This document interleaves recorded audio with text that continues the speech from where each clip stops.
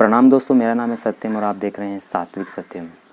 दोस्तों सर्वप्रथम तो मैं आपसे माफ़ी चाहूँगा, पिछले कुछ दिनों से वीडियोस नहीं आई हैं। वीडियो ना आने का कारण यह था, मेरी परीक्षाएं चल रही थी और परीक्षाओं के चलते मैं वीडियो नहीं बना पाया। थोड़ा शेड्यूल व्यस्त था, लेकिन अब से रेगुलर वीडियोज़ आएंगी।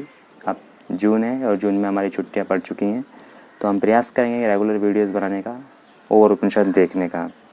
तो दोस्तों आपकी जानकारी के लिए बता दूं, अगर आप इस वीडियो पर नए हैं या पुराने भी हैं, हम देख रहे हैं उपनिषद में हम कठोपनिषद देख रहे थे और कठोपनिषद में अब तक हमने 2 वरों को देख लिया था।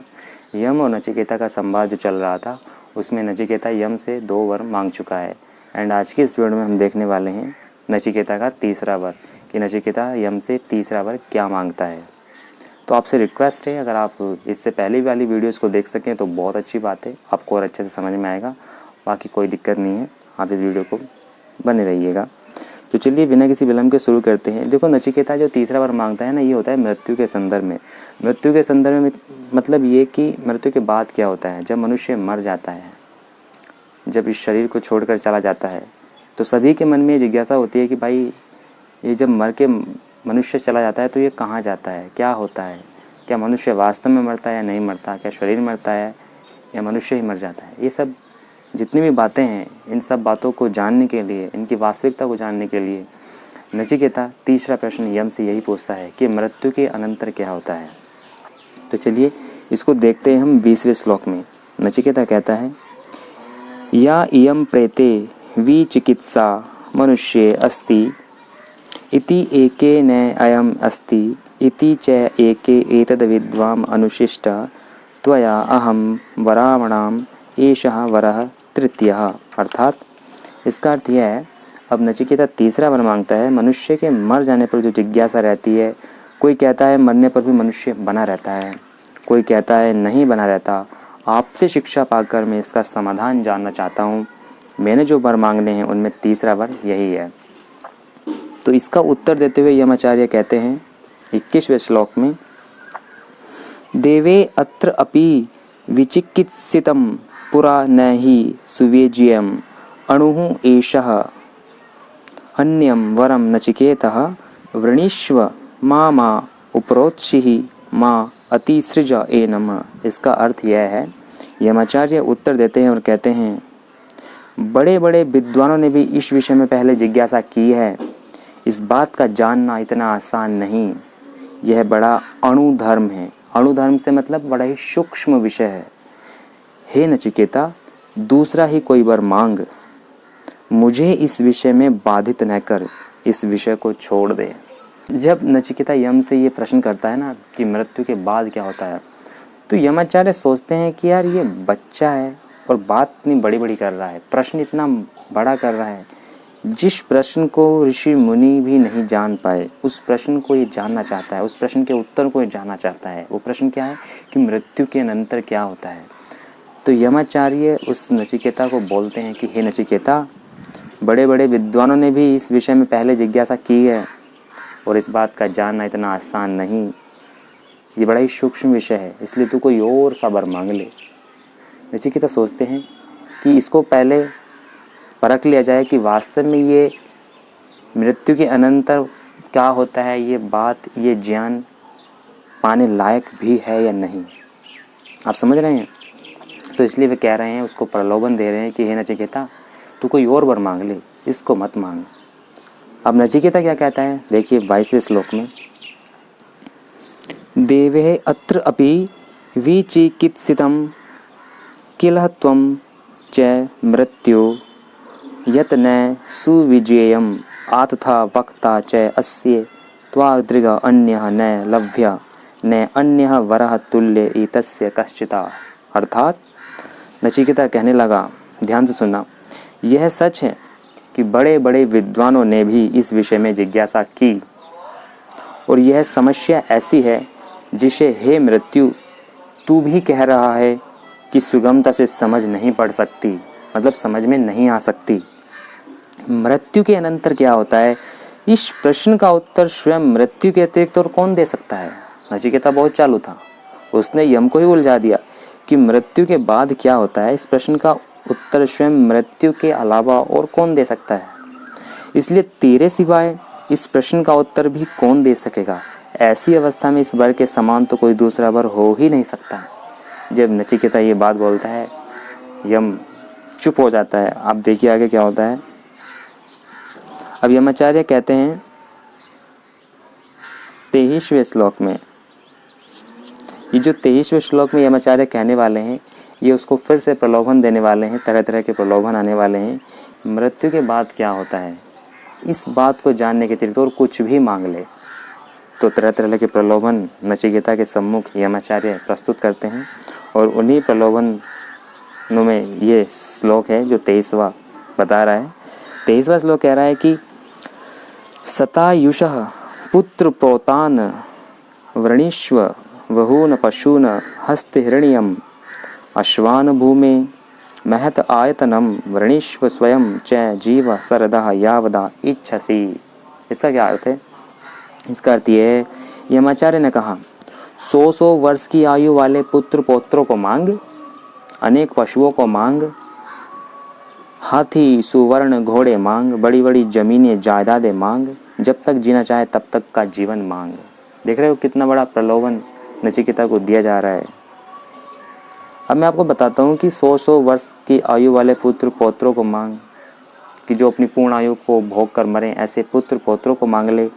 अनेक पशुओं को मांग, क्योंकि पहले टाइम में जो हमारा एंशियंट टाइम होता था, उस टाइम में जिसके पास बहुत अधिक पशु होते थे, हाथी सुवर्ण घोड़े होते थे, ये बहुत अधिक समृद्ध व्यक्ति माने जाते थे। तो यमाचार्य कह रहे हैं कि ये सब मांग ले, जब तक जीना चाहे तब तक का जीवन मांग ले, लेकिन उसको मत मांग। अब देखिए 24वें श्लोक में क्या कहता है। 24वां श्लोक कहता है, एतत्तुल्यं यदि मन्यसे वरम वृणीष्व वित्तम चिरजीविकामा च महाभूमोन चिकेता त्वम एधि कामा नामा त्वा कामभाजम करोमि। अर्थात अगर इस वर के बराबर तू कोई चीज समझता है, धन धान्य, ये कौन कह रहा है? ये यमाचार्य कह रहे हैं नचिकेता से। अगर इस वर के बराबर तू कोई चीज समझता है, धन धान्य, दीर्घ जीवन, वह मांग।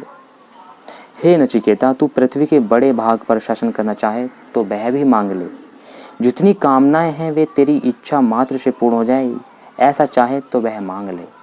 देख लो कितना तगड़ा, कितना बड़ा प्रलोभन नचिकेता के सम्मुख यमाचार्य ने प्रस्तुत कर दिया कि तेरे पास इतनी सारी अपॉर्चुनिटी है, तू चाहे तो पृथ्वी का राजा बन सकता है, संपूर्ण पृथ्वी पर तू शासन करना चाहे तो कर सकता है, जितनी तेरी कामनाएं हैं सब पूर्ण हो सकती हैं, जो चाहे वह मांग ले, परंतु इस बात को, इस वर को मत मांग कि मृत्यु के अनंतर क्या होता है। अब देखते हैं 25वां श्लोक क्या कहता है। 25वां श्लोक है, ये कामा दुर्लभा मृत्युलोके सर्वान् कामान छन्दता प्रार्थयश्व इमा रामः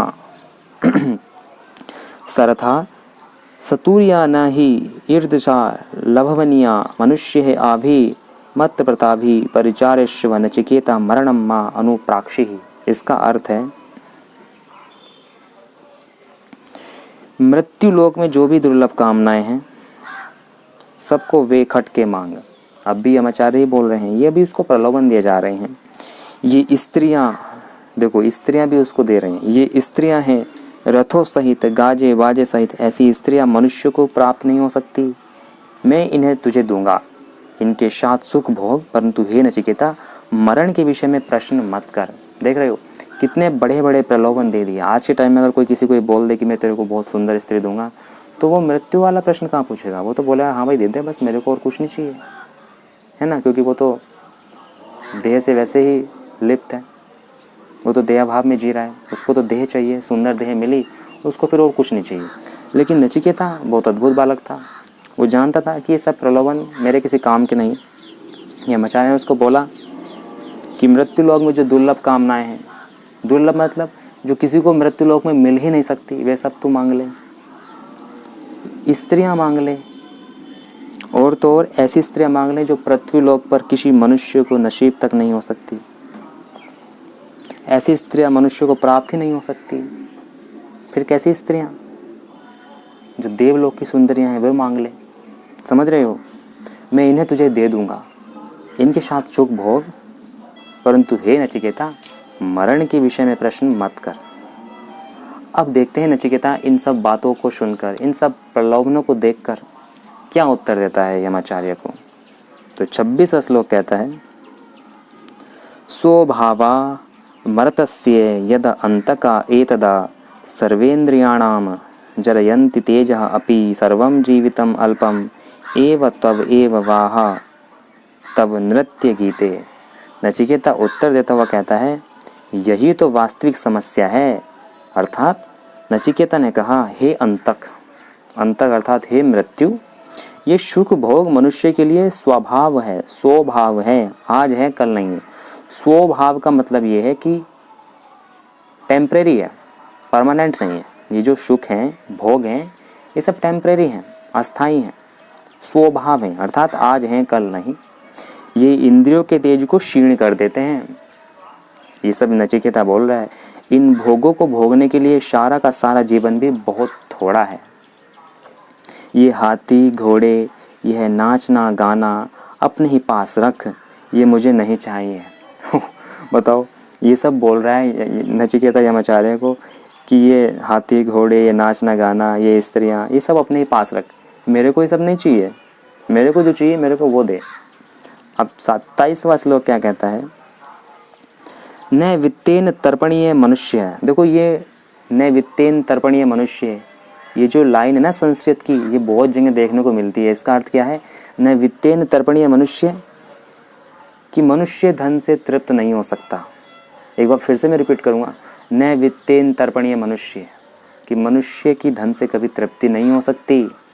ठीक है, अब यही 27वां श्लोक की प्रथम लाइन की प्रथम पंक्ति है कि न वित्तेन तर्पणीय मनुष्यो लपश्यामहे वित्तम अद्राक्ष्म चेतत्वा जीविष्यामि यावता ईर्ष्यिष्यासि त्वं वरः तू मे वरणीयः स एव। इसका अर्थ है कि मनुष्य धन से तृप्त नहीं हो सकता। अगर हमने तेरा दर्शन कर लिया, तेरे रहस्य को समझ लिया, तो धन धान्य सब प्राप्त हो जाएगा। हे मृत्यु, जितना तू चाहेगा उतना ही तो हम जी सकेंगे, ज़्यादा तो नहीं।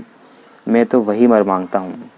तो इतने सारे प्रलोभनों को नचिकेता ने ठुकरा दिया और अंत में उसने यमाचार्य को यह भी बोल दिया कि ये सब मेरे को जो प्रलोभन दिए जा रहे हैं इनको तुम ही रखो, मेरे को ये सब नहीं चाहिए। और ये भी बता दिया यमाचार्य को कि मनुष्य धन से तृप्त नहीं हो सकता। मनुष्य के जो इंद्रियों के सुख हैं ये सब अस्थाई हैं, ये सब टेम्परेरी हैं, आज हैं कल नहीं हैं।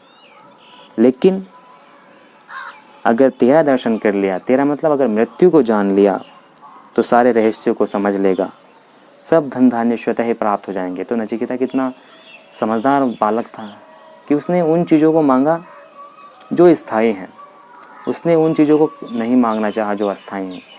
ये इंद्रियां, ये स्त्रियां, ये सुख भोग के साधन, ये सब तो अस्थाई हैं, आज हैं कल नहीं है। लेकिन जो इस बात को जान लेगा कि मृत्यु के बाद क्या होता है, वो अस्थाई है, वो स्थायी है, वो परमानेंट है। तो अब देखते हैं 28वां श्लोक क्या कहता है, अर्जीयताम अमृतानाम उपेत्य जीर्यन मृत्ये क्वद्रष्टा प्रजानन अभिध्यायान वर्णरति प्रमोदान अति दीर्घे जीवते कै रमेत। इसका अर्थ है, अगर जीर्ण न होने वाली अमृत अवस्था को प्राप्त करके इससे उल्टी जीर्ण होने वाली मरणावस्था को कोई जानबूझकर प्राप्त करे तो वह नीच नहीं तो क्या है। ये सब नचिकेता बोल रहा है। इस विचार का ध्यान करके सौंदर्य तथा रमण के आमोद प्रमोद वाले दीर्घ जीवन में भी किसका चित्त लग सकता है। आगे लिखते हैं 29वें श्लोक में, यस्मिन् इदं विचिकित्सन्ति मृत्यु यतः सांपराय महति ब्रूहि न ततः ये अहम वरः गूढ़म अनुप्रविष्टः न अन्यम तस्मात् नचिकेतः व्रणीते। इसका अर्थ यह है कि हे मृत्यु, जिस बात को जानने के लिए सब लोग जिज्ञासा करते हैं, जिसके लिए महान सांपराय परलोक साधक यम नियम आदि किए जाते हैं, मृत्यु के बाद उस आत्मा का जो रूप है यही हमें बताइए। मैंने जो वर मांगा है, जो हमारी बातचीत से अब और अधिक गूढ़ हो गया है नचिकेता, तो उससे अतिरिक्त अन्य कोई वर मांग ही नहीं सकता। तो लास्ट में नचिकेता ने अपना उत्तर देते हुए कहा कि जिसके लिए ये यम नियमादि अर्थात अष्टांग योग बनाए गए हैं, जो शुद्ध आत्मा के स्वरूप का बोध कराता है, और अब तक की हमारी बातचीत से जो रहस्य और अधिक गूढ़ हो गया है, मेरे को वही रहस्य जानना है। मेरे को ये सब नहीं चाहिए जो सब आप मेरे को देना चाहते हैं। तो नचिकेता ने सारे प्रलोभनों को ठुकरा दिया। यमाचार्य ने उसको जो जो भी प्रलोभन दिए थे सब ठुकरा दिया। लंबी उम्र, पुत्र पौत्रान, धन धान्य, संपत्ति, सुंदर स्त्रियां, उसने सबको लात मारते हुए ठुकरा दिया और अंत में यही बोला कि मुझे तो वही वर मांगना है। मृत्यु के अनंतर क्या होता है मैं वही जानना चाहता हूँ। तो यमाचार्य भी नचिकेता को भाप गए, वो समझ गए कि ये कोई आम बालक तो है नहीं कि इसको प्रलोभन में उलझा दिया जाए और ये मान जाए। यमाचार्य समझ गए कि ऐसे काम नहीं चलेगा। तो यमाचार्य जो टेस्टिंग करना चाहते थे, जो परीक्षा करना चाहते थे कि मैं इसे आत्मज्ञान दे दूँ, ये वास्तव में आत्मज्ञान डिज़र्व करता है नहीं, ये लायक भी है नहीं, तो उस सब को परखने के लिए यमाचार्य ने इतने सारे प्रलोभन नचिकेता को दिए। कोई आम व्यक्ति होता, कोई नॉर्मल आदमी होता तो वो तो उन सब प्रलोभनों को एक्सेप्ट कर लेता, स्वीकार कर लेता और उन्हीं में उलझ जाता, उसे आत्मज्ञान से कोई मतलब ही नहीं था। लेकिन नचिकेता कोई नॉर्मल आदमी है ही नहीं था, वो तो एक असाधारण बालक था। उसने इन सब बातों को ठुकरा दिया और बोला कि नहीं, मेरे को ये सब चीज़ नहीं चाहिए, मेरे को तो सिर्फ मृत्यु के विषय में जानना है। तो यमाचार्य को भी यह विश्वास हो गया कि ये जो बच्चा है, ये जो बालक है, ये कोई अद्भुत ही है और इसको इस बात का ज्ञान देना ही होगा, देना ही चाहिए। तो यमाचार्य अपने उत्तर देते हुए आगे क्या कहते हैं, मृत्यु के अनंतर क्या होता है, अर्थात मृत्यु के बाद की जो भी बातें हैं, जो भी स्थितियां हैं कि क्या होता है मृत्यु के अनंतर, वो सब नचिकेता को बताते हैं। उसको हम देखेंगे अगली वीडियो में, क्योंकि वीडियो ऑलरेडी लंबा हो चुका है। ठीक है, उम्मीद करता हूँ आपको ये वीडियो अच्छा लगा होगा। अगर आप इस वीडियो पर यहाँ तक आए हैं तो आप सभी का बहुत बहुत धन्यवाद, आभार। मैं मिलूँगा आपसे अगली वीडियो में, तब तक के लिए आप अपना ध्यान रखिए। टेक केयर ऑफ़ योर सेल्फ। Thank you so much for watching me. और हाँ, अगली वीडियो को देखना मत भूलेगा, क्योंकि अगली वीडियो में आप लोगों को भी यह पता चलेगा कि जब मनुष्य मर जाता है उसके बाद उसका होता क्या है। ओम सच्चिदानंद ईश्वराय नमो नमः।